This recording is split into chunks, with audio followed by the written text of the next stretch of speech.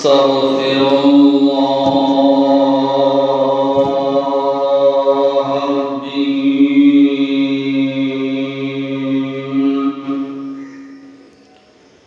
من كل ذنب وأتوب إليه لا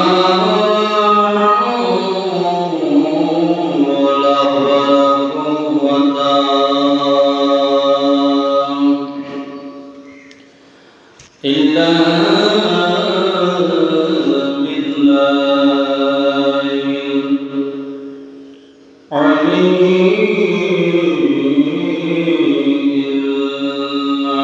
العظيم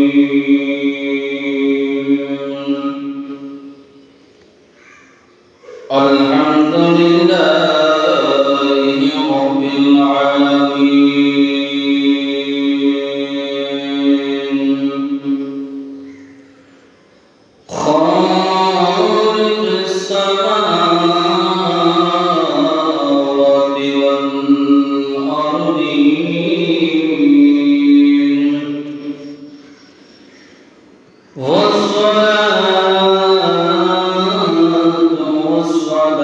والسلام على سيد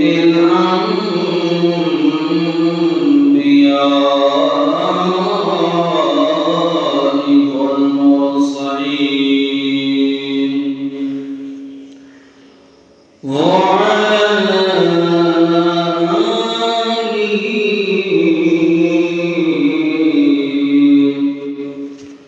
وصحبه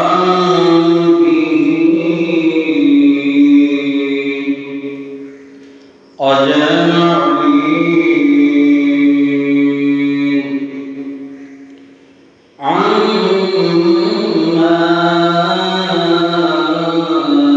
بعد فقد قال الله تعالى عز وجل في شأن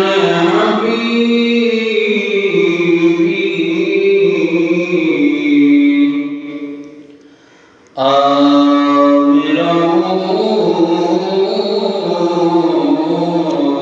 خبرا إن الله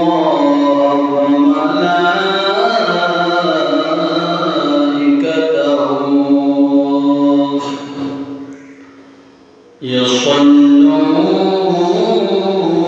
يصلون على النبي يا أيها الذين آمنوا صلوا عليه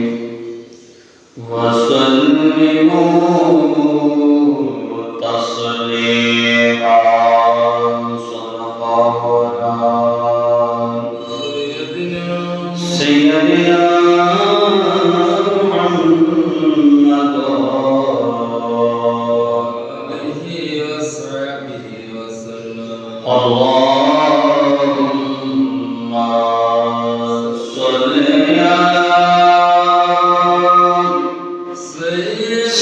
سيدنا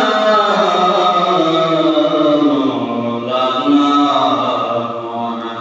محمد وعلى آل سيدنا محمد प्रेमा ने जड़े मरी खुदा रब्बाना मिलाल प्रेम पागल शैता सोनार मदीना अल्लाहुम्मा सल्ली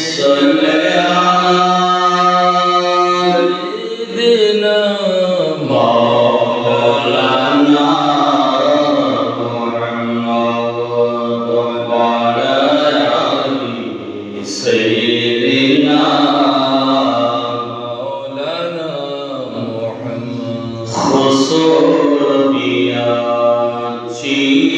چیلگیا سروریا چیلگی ہم فقیروں کو مدینے کی گلیاں اچھی لگی اللہم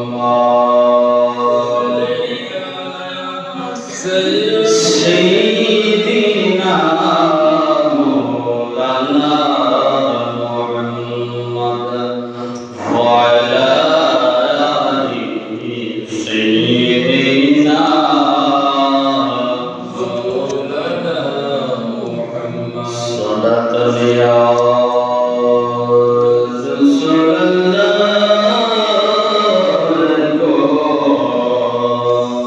سلام يا حبيب الله أغراني وغرهاني غلام مات سلطاني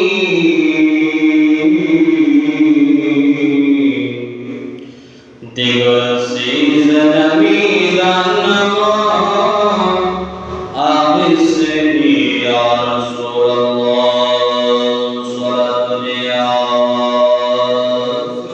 رسول الله سلام يا حبيب الله حبيب كبير الله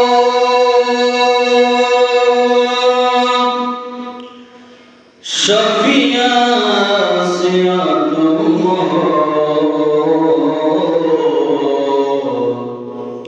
তুমি ছোট করকা যাও বাতা দাও ইয়া রাসূলুল্লাহ সাল্লাল্লাহু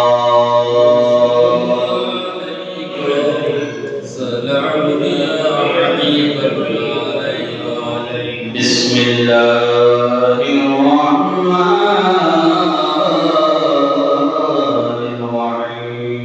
الرحيم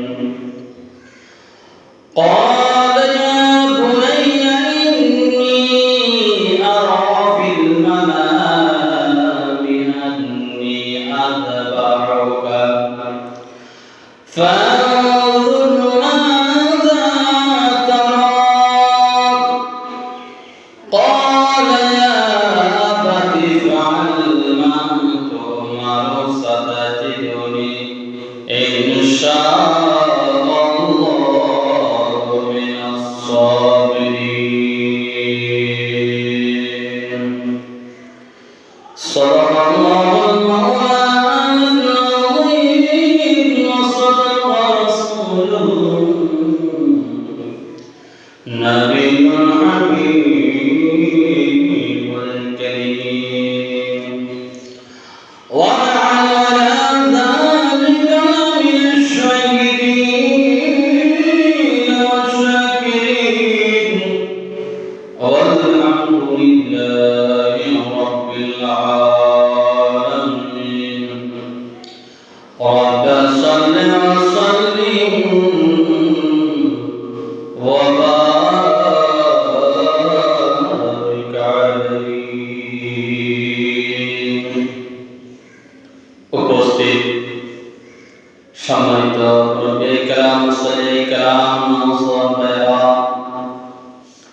ছোট ছোট মাসুম বাসারা ফারদুর রাহিমাহুল্লাহ রহমানি ওয়া রাহমাতুল্লাহ তাআলা আসসালামু আলাইকুম ওয়া রাহমাতুল্লাহি ওয়া বারাকাতুহু ওয়ালাইকুম আসসালাম ওয়া রাহমাতুল্লাহি ওয়া বারাকাতুহু মহান রব্বুল আলামিন এর সুন্দর লক্ষ কোটি শুকরিয়া জ্ঞাপন করছি যে রব্বুল আলামিন আজকে আমাদেরকে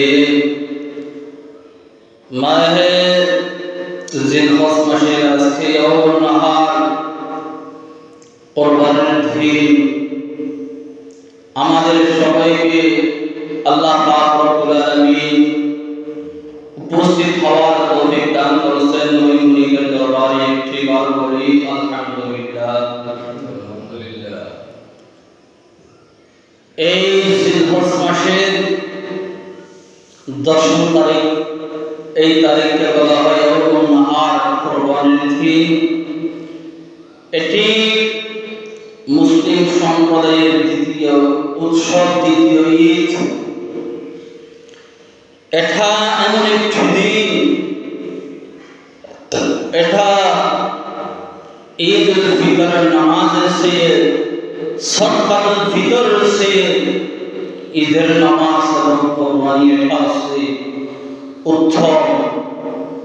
আল্লাহ পাক রব্বুল আলামিন কোরআন কারীমের মধ্যে আল্লাহ বলেছেন ফাসল্লি লিরাব্বিকা ওয়ানহার।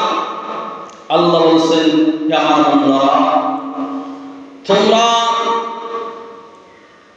তোমরা নামাজ আদায় করো এবং কোরবানি করো।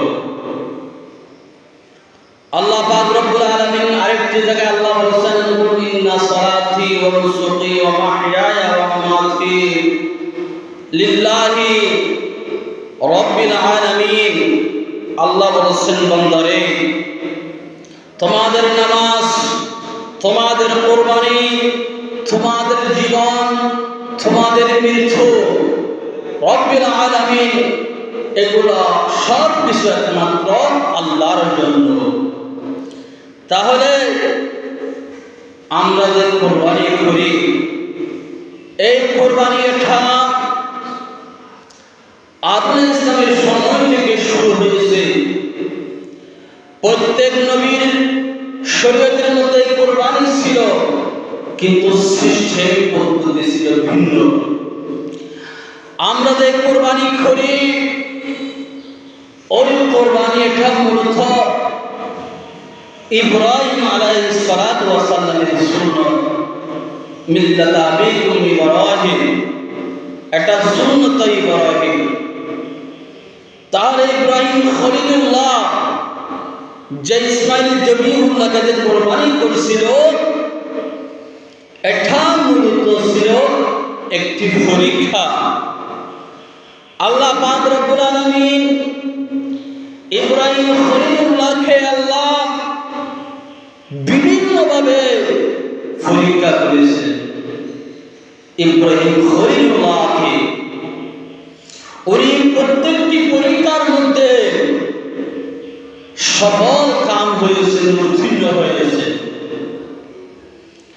সাধারণত প্রত্যেক মানুষের নিকট দুটি জিনিস সবচেয়ে প্রিয়, একটি হচ্ছে নিজের প্রাণ, আরেকটি হচ্ছে নিজের সন্তান সন্ততি।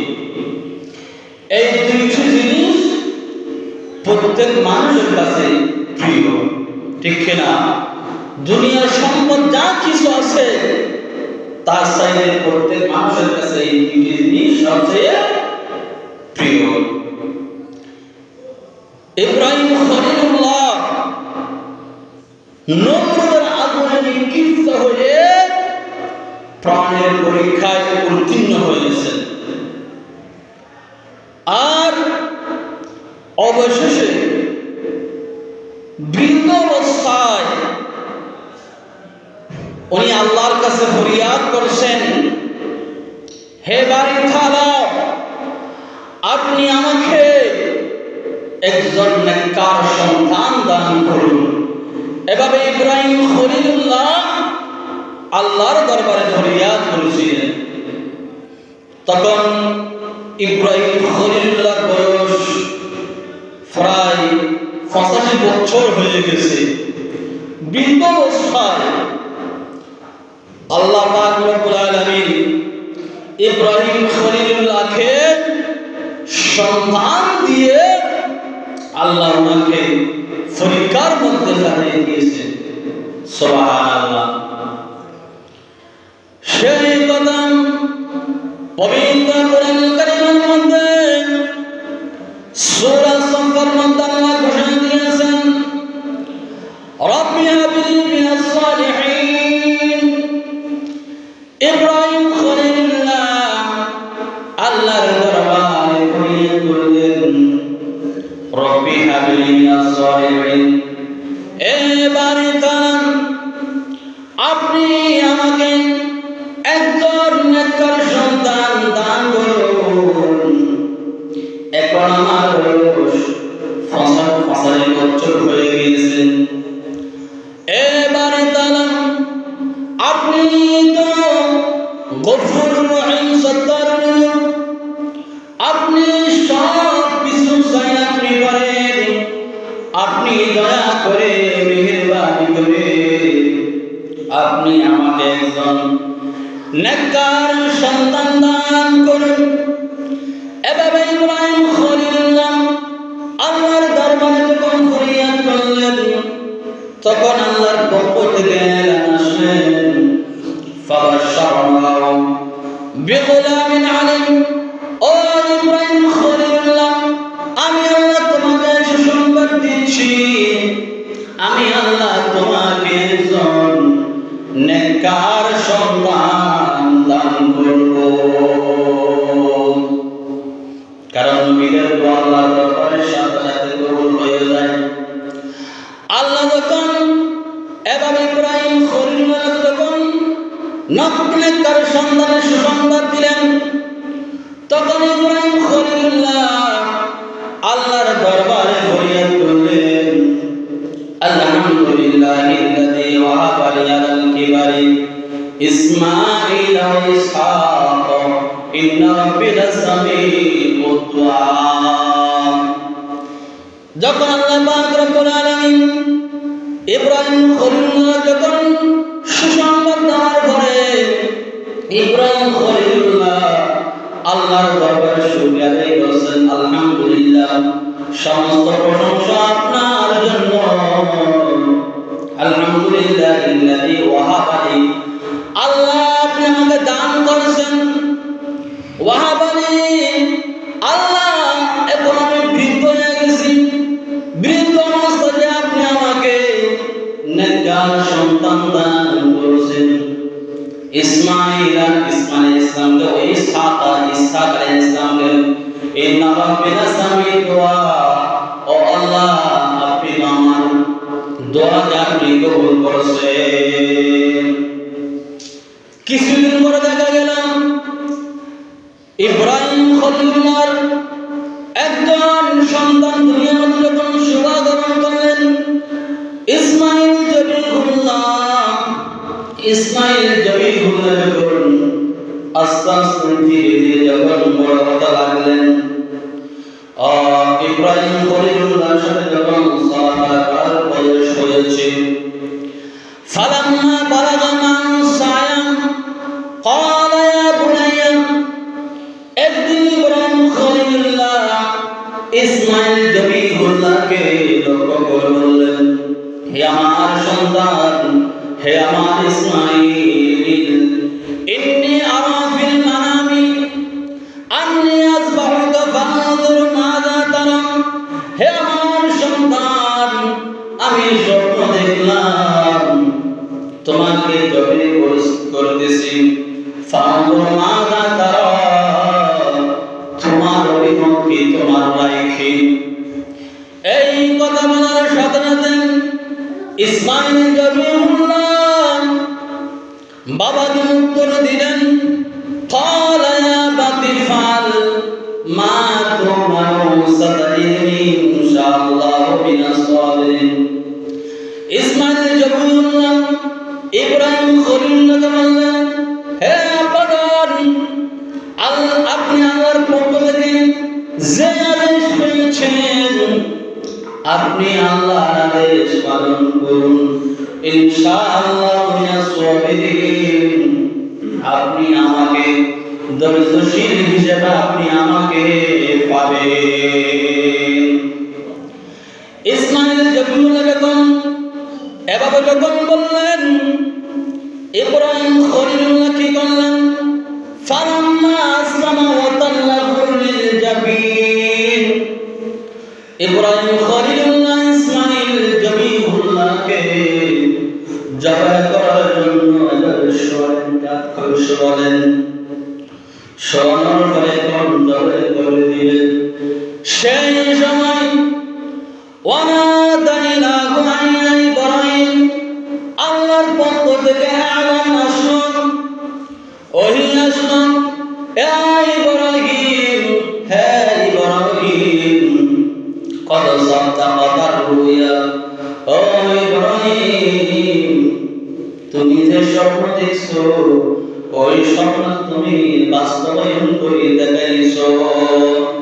ইন্নাকা যালিকা নাজিজুল মুহসিনিন, আমি আল্লাহ এভাবে সৎকর্মশীল বান্দাদেরকে আমি আল্লাহ প্রতিদান দিয়ে থাকি। ইন্না হাযা লাহুয়াল বালাউল মুবিন, নিশ্চয় এটা ছিল পরীক্ষা। আল্লাহ বলছেন ওয়াফাদাইনাহু বিযিবহিন আযীম, আমি আল্লাহ ইসমাঈল জবিহুল্লাহর পরিবর্তে একটি মহাজন্তু দান করলাম। ওয়া তারাকনা আলাইহি ফিল আখিরিন, আমি আল্লাহ এই সৃষ্টির পরবর্তী প্রজন্মের জন্য আমি আল্লাহ নির্ধারণ করে দিলাম। তাহলে এটা হচ্ছে কোরআন কারীমের সারসংক্ষেপ। মূল ঘটনা হচ্ছে ইব্রাহিম খলিলুল্লাহ উনি প্রথমে হযরত সারা আলাইহিস সালাতু ওয়াস সালামকে যখন বিবাহ করলেন, বিবাহ করার পরে হযরত সারা আলাইহিস সালাতু ওয়াস সালামের গর্ভে কোনো সন্তান সন্ততি হচ্ছে না। ইব্রাহিম খলিলুল্লাহর অন্তরে খুব দুঃখ বেদনা, কোনো সন্তান হচ্ছে না। নিজের কাছে একটু খারাপ লাগতেছে, সারা ইসলামের কাছেও খারাপ লাগতেছে। প্রায় বয়স ৫০ বছর হয়ে গেছে। সাধারণত মানুষ এই সময় সন্তান আশা কল্পনা করা যায় না, কিন্তু আল্লাহ চায় পারা যায়। আল্লাহ হযরত যাকারিয়া আলাইহিস সালাম সন্তান দিয়েছেন ৯৮ বছর। ওনার স্ত্রীর বয়স প্রায় ৯০ বছর হয়ে গেছে। আল্লাহ চাইলে কি পারা যায় না। তখন সন্তান হচ্ছে না ইব্রাহিম খলিলুল্লাহ। তখন কি করলেন, মিশরের সম্রাট ওনাদের কন্যা ছিল, যার নাম ছিল হাজারা নামনি। ওই হাজারা নামনিকে সারা আলাইহিস সালাতু ওয়াস সালামের খেদমত করার জন্য দান করে দিলেন।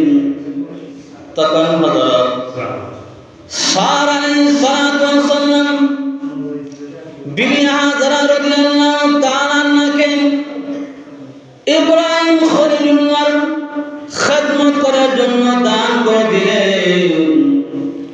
ইব্রাহিম খলিলুল্লাহ বিবি হাজারাকে যখন বিবাহ করলেন, বিবাহ করার পরে বিবি হাজারার গর্ভে ইসমাঈল জবিহুল্লাহ যখন আসলেন, ইসমাঈল জবিহুল্লাহ পৃথিবীর জমিনের মধ্যে যখন আসলেন, আসার পরে ইসমাঈল জবিহুল্লাহর বয়স যখন 13 বছর হলো অথবা 15 বছর হলো, তখন আল্লাহ পাক রব্বুল আলামিনের পরীক্ষা শুরু হয়ে গেছে।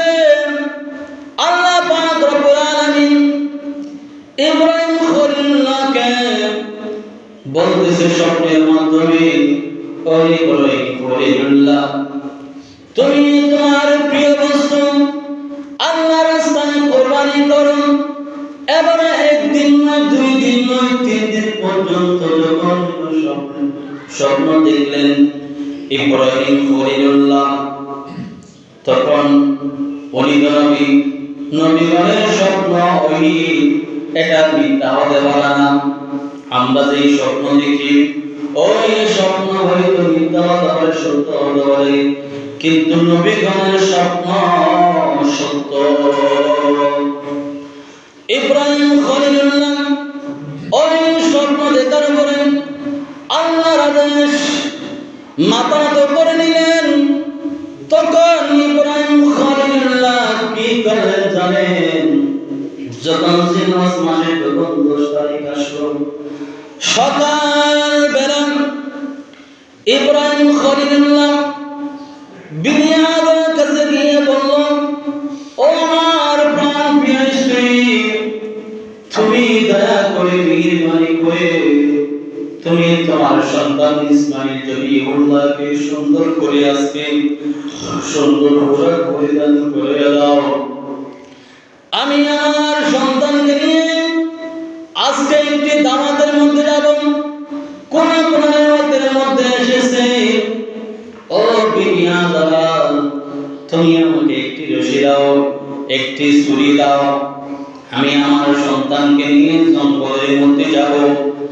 আমি আমার সন্তানকে নিয়ে আজকে শিকার করতে যাব। কোন কোন রাওয়াতের মধ্যে এসেছে, ও বিবি হাজারা, তুমি আমার সন্তানকে সুন্দর পোশাক পরিধান করে দাও। আমি আমার সন্তানকে নিয়ে আজকে কুরবানি দিব। যাই হোক, এভাবে যখন বললেন, বিবি হাজারা রাদিয়াল্লাহু তাআলা আনহা ইসমাইল জবিহুল্লাহকে খুব সুন্দর পোশাক পরিধান করিয়ে দিলেন, সুগন্ধি লাগিয়ে দিলেন, চোখের মধ্যে সুরমা দিলেন, মাথার মধ্যে তেল দিয়ে খুব সুন্দর লাগতেছে ইসমাইল জবিহুল্লাহকে। তখন বিবি হাজারা ইসমাইল জবিহুল্লাহকে ইব্রাহিম খলিলুল্লাহ হাতের মধ্যে অর্পণ করে দিলেন। তখন ইব্রাহিম খলিলুল্লাহ ইসমাইল জবিহুল্লাহকে নিয়ে জবলে আরফার দিকে রওনা হলেন।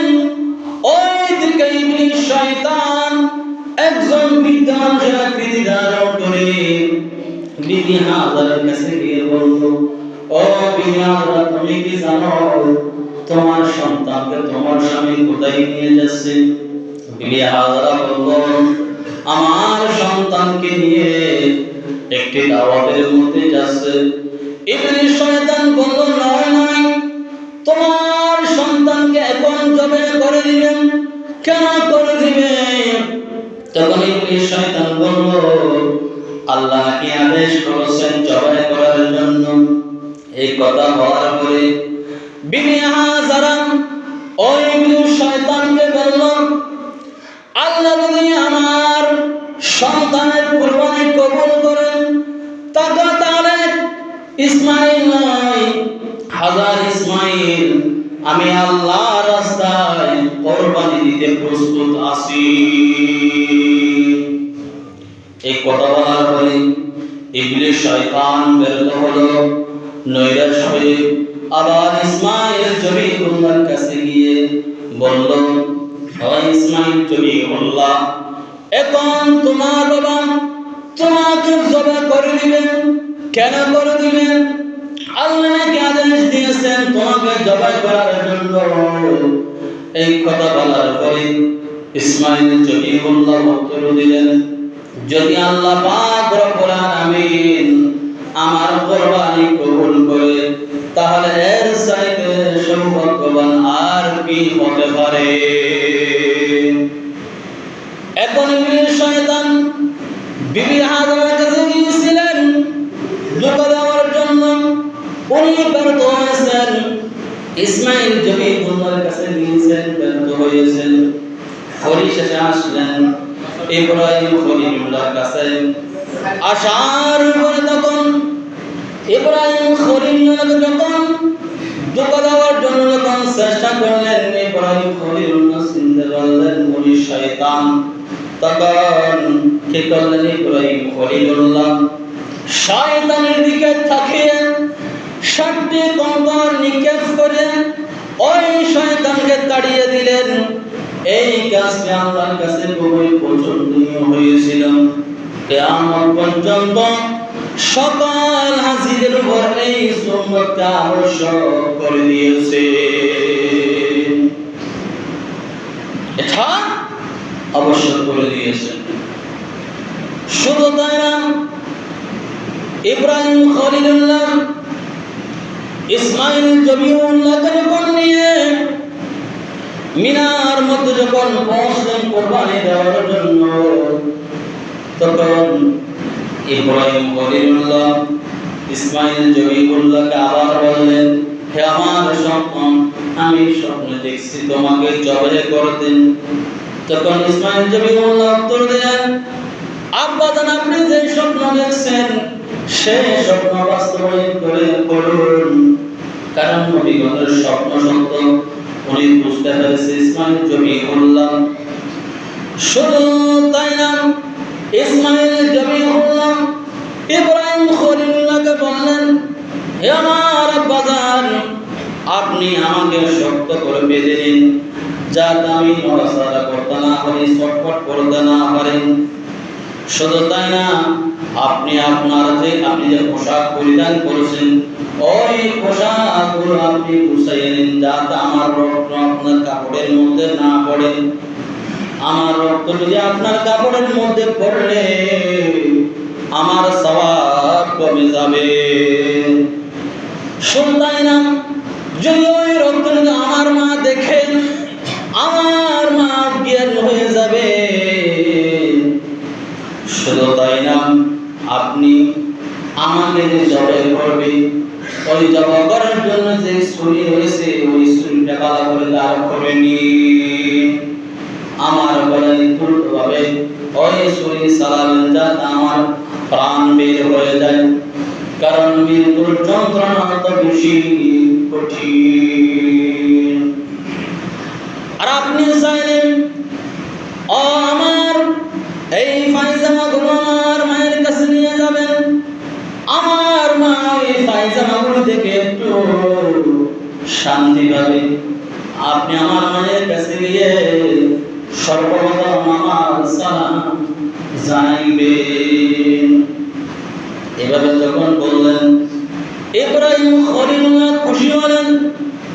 খুশি হয়ে ইসমাইল জবিউল্লাহ কপালের মধ্যে চুমু দিলেন। চুমু দেওয়ার পরে শক্ত করে বেঁধে ফেললেন, কাত করে শোনেন। শোনার পরে ছুরি চালাতে লাগলেন। কয়েকবার ছুরি চালানোর পরে কোনো কাজ হচ্ছে না। এই সময় আসমান এবং জমিনের সমস্ত ফেরেশতারা, পশু পাখি, জীব-জন্তু, এমনকি সাগরের মাছ পর্যন্ত আল্লাহর দরবারে ফরিয়াদ করতেছেন, হে পরওয়ারদিগার, ইরহাম হাযা শাইখুল কাবীর ওয়াদাদা তিবনুস সাগীর। ওই ফেরেশতারা, জীব-জন্তুরা, মাছ পর্যন্ত আল্লাহর দরবারে ফরিয়াদ করতেছেন, হে বারি তাআলা, আপনি এই বৃদ্ধর উপর তুমি দয়া করো, রহম করো। আল্লাহ, এই ছোট বাচ্চাকে তুমি রক্ষা করো। এভাবে সমস্ত ফেরেশতারা জীব-জন্তু পশু-পাখি আল্লাহর দরবারে কান্নাকাটি শুরু করে দিল, কিন্তু কোনো কাজ করছে না। তখন ইব্রাহিম ইসমাইল জবিউল্লাহ বাবাকে লক্ষ্য করে বললেন, হে আমার পিতা, আপনি ছুরিটা আবার পুনরায় ধার করে নিন, ধার করে আমার গলায় দ্রুত চালাবেন। আমার মনে হয় আপনি আমাকে দেখতেছেন, আপনার মায়ে আসছে, আপনি আমার মুখের মধ্যে একটি কালো কাপড় দিন। আপনি যদি না দেখলে আপনার দয়া আসবে না, তখন আপনি আমাকে জবাই করতে পারবেন, কোরবানি করতে পারবেন। তারপর কোনো কাজ হচ্ছে না।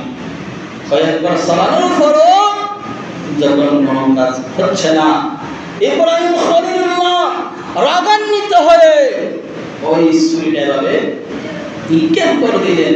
ওই ছুরিটা গিয়ে বড় একটি পাথরের উপর, ওই পাথর দ্বিখণ্ডিত হয়ে গেল। কিন্তু ইসমাইল জবিউল্লাহ বলা তো দূরের কথা, একটি শেষ পর্যন্ত যাচ্ছে না, কিন্তু পাথরের উপর পড়ার সাথে সাথে পাথর দ্বিখণ্ডিত হয়ে গেল। আল্লাহ পাক রব্বুল আলামিন ওই ছুরিকে বাক শক্তি দান করলেন, কথা বলার শক্তি দিলেন। তখন ওই ছুরি বলে, হে ইব্রাহিম, আমি কি করব? আমি দুই আদেশের মাঝখানে অবস্থান করছি। তুমি খলিলুল্লাহ বলতেছেন জবাব করো, কিন্তু আল্লাহ বলছে খবরদার, এই ছুরি আমার ইসমাইল জবিহুল্লাহ যদি একটি ক্যাশ কাটা যায়, তোমার খবর আছে, তোমার খবর আছে। কিভাবে বলছে? ছুরি বলতেছে আমি কিভাবে ইসমাইল জবিহুল্লাহর গলা কাটতে পারি, যে ইসমাইল জবিহুল্লাহর নসল দিয়ে আখির জামানার নবী আগমন করবে, আমি কিভাবে ওনার গলার দূরের কথা ক্যাশ পর্যন্ত কাটতে পারবো না।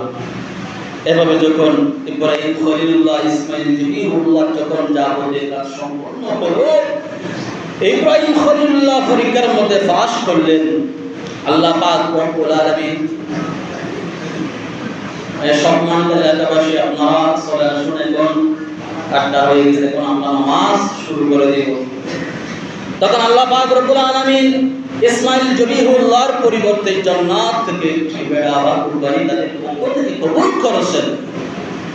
শুধু তাই না, আল্লাহ বলেছেন ফাদাইনাহু বিযবহিন আযীম, আমি আল্লাহ ইসমাইল জবিহুল্লাহর পরিবর্তে একটি মহাযজ্ঞ দান করলাম।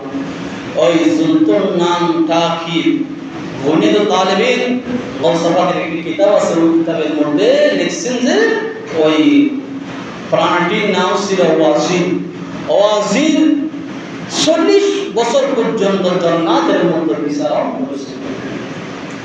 তাহলে ইব্রাহিম খলিলুল্লাহ যে কোরবানি করেছিল, এটা একটা পরীক্ষা, এটা কোরবানি একটা পরীক্ষা ছিল।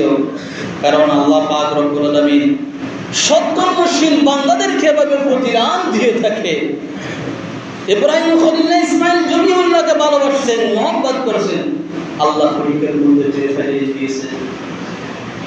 কারণ আল্লাহ বলেছেন খলিলের অন্তরে যেন আমি আল্লাহর ভালোবাসা ছাড়া কোনো ভালোবাসা না থাকে, এভাবে বলছেন। তাহলে সময় তো